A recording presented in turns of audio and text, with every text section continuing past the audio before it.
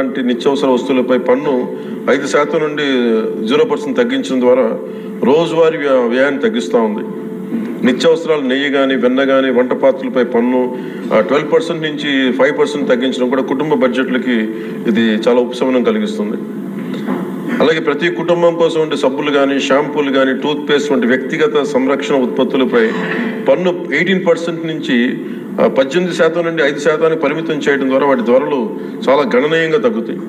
తద్వారా ఆరోగ్యం వ్యక్తిగత పరిశుభ్రత మెరుగుదల కనపడుతుంది. మధ్యతరగతి కుటుంబాల కోసం కార్లు ఫ్రిడ్జ్లు టీవీలు ఎయిర్ కండిషనర్లపై పన్ను 28% నుంచి 18% తగ్గించడం ద్వారా వాటి ధరలు అందుబాటులోకి వచ్చి ప్రజల జీవన ప్రమాణాలు మెరుగుపడతాయి. అలాగే గృహ నిర్మాణానికి సంబంధించి సిమెంట్ పన్నుపై కూడా 28% నుంచి 18% తగ్గించడం ద్వారా గృహ నిర్మాణ వ్యయం తగ్గి సొంత ఇంటికల సాకారం అవుతుంది. ఆరోగ్య రంగం కోసం ఔషధాలపై పన్ను 12% నుంచి 5%కి అత్యవసర మందులపై పన్ను 5% నుంచి 0% తగ్గించడం ద్వారా రోగులకి చాలా కీలక ఉపశమనం కలిగి అందరికీ వైద్య సేవలు అందుబాటులోకి వచ్చి ప్రజా ఆరోగ్య సంరక్షణ మెరుగుపడుతుంది. ముఖ్యంగా బీమా రంగంలో జీవిత ఆరోగ్య బీమాపై పన్నుని 0%కి తగ్గించడం ద్వారా మరిన్ని కుటుంబాలు బీమా పొంది వారి జీవన ప్రమాణాలు మెరుగుపడితే వాళ్ళకి ఒక భరోసా ఇస్తుంది. తగ్గించడం ద్వారా మరిన్ని కుటుంబాలు బీమా పొంది వారి జీవన ప్రమాణాలు మెరుగుపడితే వాళ్ళకి ఒక భరోసా ఇస్తుంది. ముఖ్యంగా ఎంఎస్సీల కోసం వ్యాపార ఉత్పత్తులు మధ్యవర్తిత్వ సేవలపై పన్ను సరళీకరణ ద్వారా ఖర్చులను తగ్గించి పోటీ వాతావరణాన్ని పెంచుతూ ఉంది. త్వరితగతిన వెంటనే రీఫండ్ ద్వారా వ్యాపారులకు సమయానికి డబ్బు అందుబాటులో ఉండి వ్యాపారం ఎగుమతులు ఉపాధి అవకాశాలు పెరుగుతాయి. విద్యారంగం కోసం విద్యారంగానికి సంబంధించిన వస్తువులపై తక్కువ పన్నులు విద్యను మరింత అందుబాటులోకి తెస్తాయి. జిఎస్టీ 2.0తో భరోసా. ఈ సంస్కరణ ద్వారా ప్రజల చేతిలో ఉండే సంపద మరింత పెరిగి వస్తువుల వినియోగం పెరగడంతో పాటు నూతన పెట్టుబడులకు ప్రోత్సాహం లభిస్తుంది. తద్వారా ఆదాయ సేకరణ పెరుగుతోంది.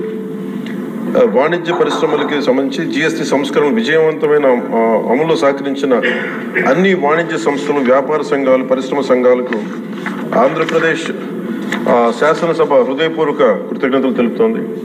ప్రజలకు లబ్ధి చేరేలా చేసిన ఈ భాగస్వామ్యం సమగ్ర వృద్ధిలో సాధనలు కీలకం. ఈ అవగాహన కార్యక్రమం ముఖ్యంగా జిఎస్టీ సంస్కరణ లాభాలు ప్రతి కుటుంబానికి చేరుకోవడానికి ఇది ఒక కార్యక్రమం చేపట్టాలని అందరం కోరుకుంటా ఉన్నారు. అధ్యక్ష, జిల్లా నుంచి గ్రామ స్థాయి వరకు ఈ అందరికీ తెలిసేలాగా మరింత ఏమేమి తగ్గుతాయి, ఏవి బెనిఫిట్స్ ఉన్నాయి, ఇవన్నీ ప్రజలందరికీ తెలియజేసే ఒక కార్యక్రమం ఖచ్చితంగా రూపొందించాలి. దాని మీద మేము కోరుకుంటా ఉన్నాం.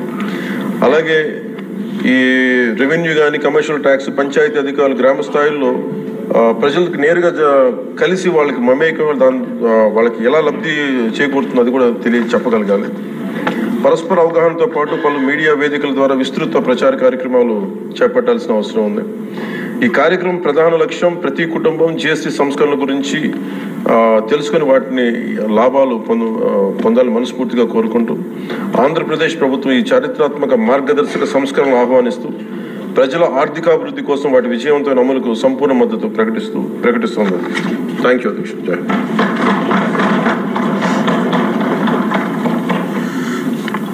గౌరవనీయ ముఖ్యమంత్రి వారు.